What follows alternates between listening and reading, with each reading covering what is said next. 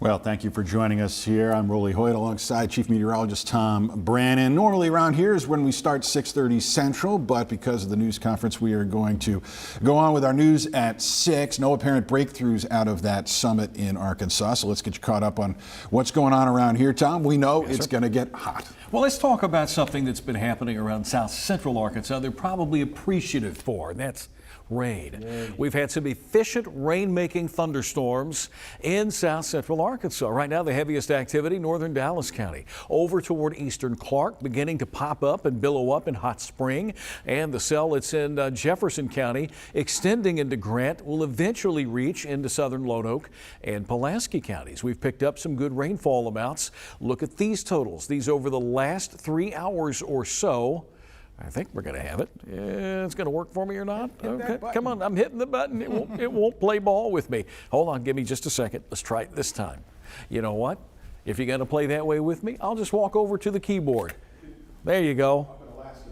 Yeah, that's what's happening. It's all that. Anyway, wanted to show you these rainfall amounts. A nice bullseye there that's close to Princeton, Arkansas, a little over 2 inches. Rowell, Arkansas, you've picked up a couple of inches. Again, this is good. Is it enough to break through those burn bands? We'll just have to wait and see. Other places in Arkansas have just picked up those few scattered to widely scattered showers. The weekend forecast does call for more heat. Heat advisories are in effect for your Saturday and also possibly Sunday. Rolly? All right, Tom, thank you. Arkansas middle schoolers about to learn a new lesson this year as they get ready to embark on their journey to become drivers. RDOT is rolling out a new program to make sure they're prepared before they even get behind the wheel for the first time. The new curriculum is called Street Smart. It's the first program of its kind in Arkansas this school year. 6th through 8th graders will take the course. But RDOT plans to eventually expand it beyond just those middle schoolers. The partnership also involves the Arkansas Department of Education. It'll try to teach kids not only to be a safe driver, but a safe passenger, a pedestrian, and a bicyclist as well.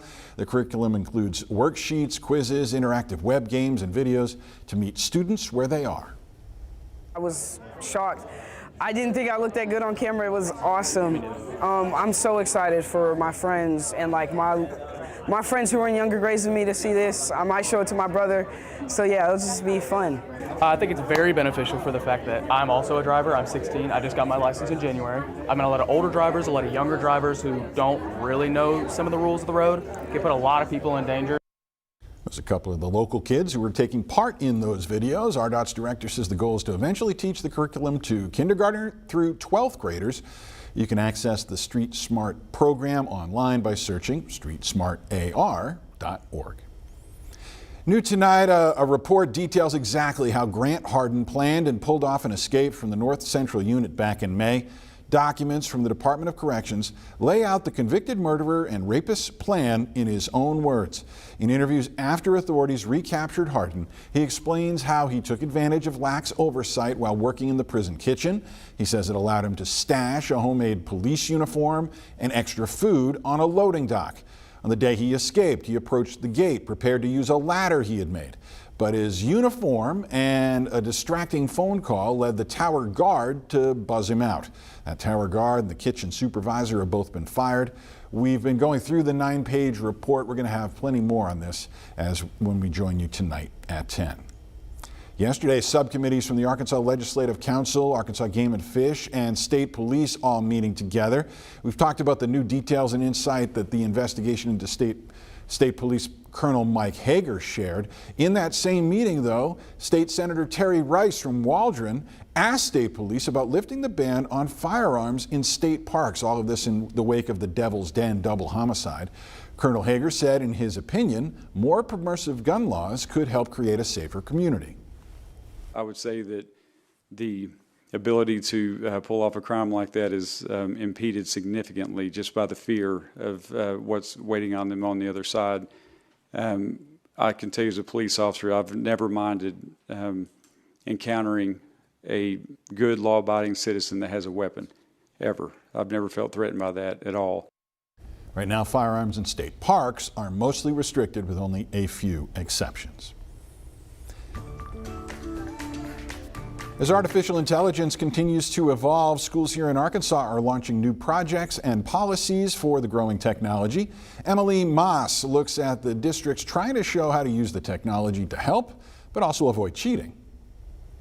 Right now, AI is just moving faster than what educational institutions can react. That's probably the biggest challenge. 5 new school districts are each exploring artificial intelligence in different ways, embracing its benefits to education, but with caution. At Sallisaw Schools, the district is using AI to help with some instruction in technology, such as drone curated crop reports in agriculture. What we have to do as an institution is continue to upgrade our technology to kind of keep pace with those changes. This fall at Springdale Public Schools, the district is launching a task force consisting of staff, students, and teachers to develop new policies and curriculum for AI. And there's a really interesting phrase, you don't know what you don't know, and that's really the whole world of AI right now. It's really the Wild West, and it's advancing so fast. So what our goal is to do is to work on best practices that's going to put in place recommendations that could lead to policies. Well, at both Fort Smith and Fayetteville schools, the districts have piloted programs for certain teachers to test out what works. That's their future. So how can they use it in a discriminatory way so that they are really looking into AI for what it is, something that you have to analyze. It really makes our students think on a higher level, so we are embracing it. And what doesn't. So the plan is just kind of provide that guided structure in what our philosophy is as a district, how we will use it, how we won't use it, what grade levels will be allowed to use it, and what capacity. While AI continues to grow, the districts say the key is to find ways to use it effectively and prepare the next generation for their futures. We're hopeful that what this does is it helps our young people, A, gain experience, but B, really learn how to use it to help them for life after high school. Emily Moss reporting for us. They're up in Northwest Arkansas, and at the state's biggest district, Springdale, their task force is going to meet quarterly to start off. They hope to launch a test project that'll ultimately accurately depict what an AI curriculum could look like. And in Fayetteville, the district hopes to have policies finalized by the end of the fall semester that could officially be in place when they start again in the spring.